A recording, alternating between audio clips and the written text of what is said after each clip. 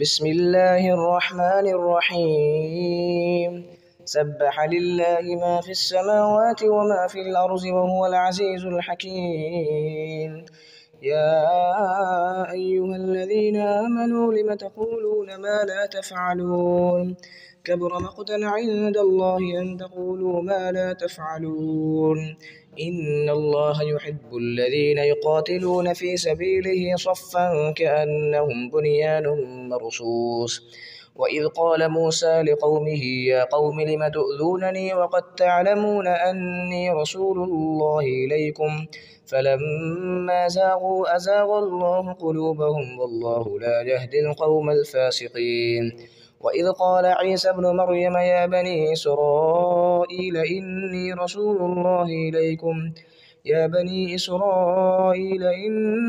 رسول الله إليكم مصدقا لما بين يدي من التوراة ومبشرا برسول يأتي من بعد اسمه أحمد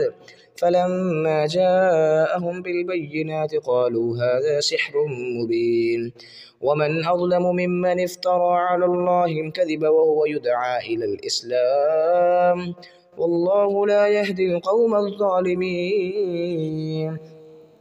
يريدون ليطفئوا نور الله بأفواههم والله متم نوره ولو كره الكافرون هو الذي أرسل رسوله بالهدى ودين الحق ليظهره على الدين كله ولو كره المشركون يا أيها الذين آمنوا هل أدلكم على تجارة تنجيكم من عذاب أليم تؤمنون بالله ورسوله وتجاهدون في سبيل الله بأموالكم وأنفسكم ذلكم خير لكم إن كنتم تعلمون يغفر لكم ذنوبكم ويدخلكم جنات تجري من تحتها الأنهار ومساكن طيبة في جنات عدن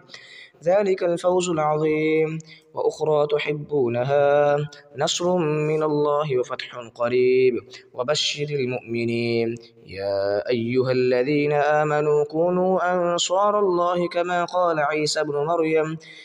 قال عيسى ابن مريم للحواريين من أنصاري إلى الله قال الحواريون نحن أنصار الله فآمنت طائفة من بني إسرائيل وكفرت طائفة